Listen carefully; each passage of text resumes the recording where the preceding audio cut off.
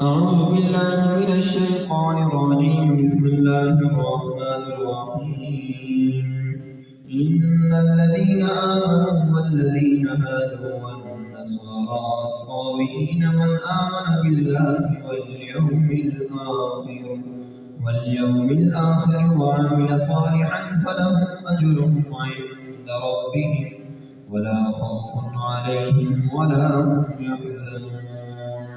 وإذ أخذنا ميثاقكم ورفعنا فوقكم الطور خذوا ما آتيناكم بقوة واذكروا ما فيه لعلكم تتقون ثم توليتم من بعد ذلك فلولا فضل الله عليكم ورحمته لكنتم من الخاسرين.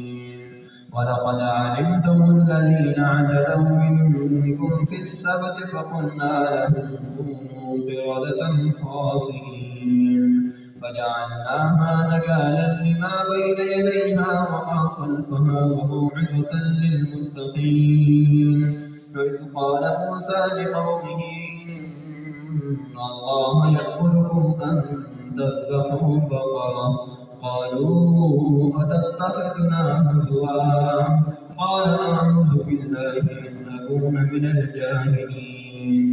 قال ادع لنا ربك يبين لنا ما هي قال إنه يقول إنها بقرة لا فارغ ولا بكر عوان بين ذلك فافعلوا ما تؤمرون.